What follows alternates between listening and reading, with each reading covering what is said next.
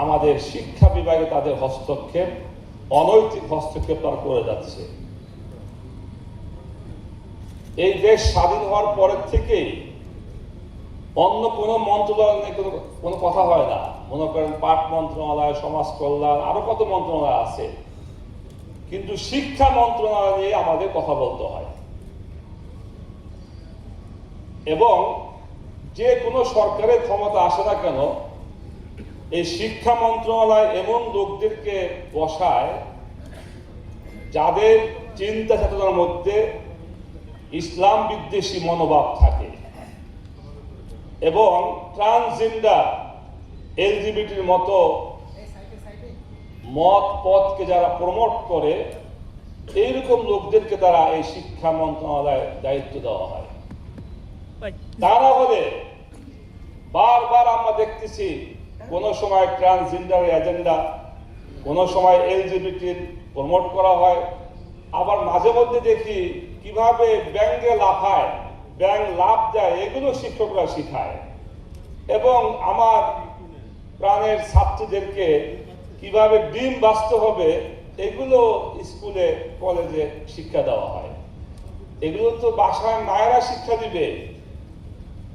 তো মাঝে মধ্যে দেখি কোন কোন প্রতিষ্ঠানে ধর্মীয় শিক্ষা দেয় একজন হিন্দু বা অন্য ধর্মের শিক্ষক, আবার মাদ্রাসা বোর্ডের চেয়ারম্যান বানানো হয় একজন হিন্দু বা অন্য ধর্মের লোকদেরকে। এগুলি আসলে কি বিষয়টা কি? এগুলি বিষয়টা হলো যে আমাদের ভবিষ্যৎ প্রজন্মকে ঈমান হারা করার জন্য, ইসলাম বিদ্বেষী মনোভাব তৈরি করার জন্য এটা একটা গভীর ষড়যন্ত্র। এই গভীর ষড়যন্ত্র মোকাবেলা করার জন্য আমাদের এই দুই একটা সেমিনার করলে হবে না, আমাদের মূলোৎপাটন করতে হবে এবং এই জায়গায় আমূল পরিবর্তন আনতে হবে। ইনশাআল্লাহ আমরা সকল ইসলামী দল ও মত যদি ঐক্যবদ্ধ থাকি এবং আগামী নির্বাচনে অংশগ্রহণ করি, তাহলে আমরা যদি এটা বললাম না, সবাই আপনারা জানেন এটা একটা অস্থির বিষয়। কেউ গান শিখতেও পারে, নাও পারে। যদি কেউ গান শিখতে চায় সে ভিন্নভাবে শিখবে, তার ব্যাপার। কিন্তু ধর্মীয় শিক্ষা এটা তো ঐচ্ছিক বিষয় নয়, এটা একটা ফরজ এবং আবশ্যকীয় বিষয়। তো সেখানে ধর্মীয় শিক্ষকের নিয়োগের খবর নাই, আর যেটা একটা ঐচ্ছিক বিষয় সেই বিষয়ে আপনারা শিক্ষক নিয়োগ প্রজ্ঞাপন জারি করেছেন। এতে আমাদের বুঝতে বাকি নাই যে আপনারা কি চাচ্ছেন।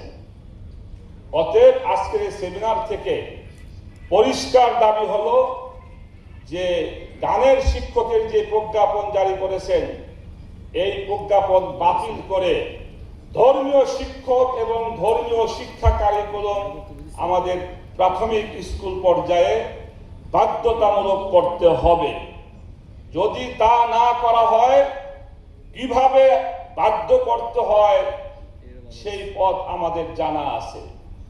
আমি পরিষ্কার সরকারকে বলবো, আপনারা আমাদেরকে একটু আরামে থাকতে দেন, শান্তি থাকতে দেন।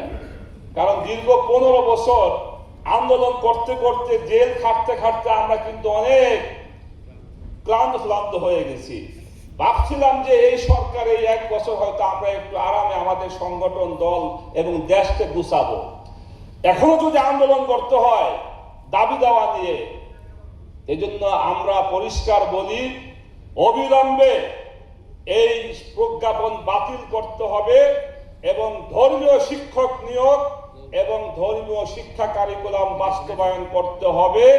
তা না হলে অন্যথায় আমরা এমন আন্দোলন গড়ে তুলব, তখন আপনাদেরকে আর খুঁজে পাওয়া যাবে না এই দেশে।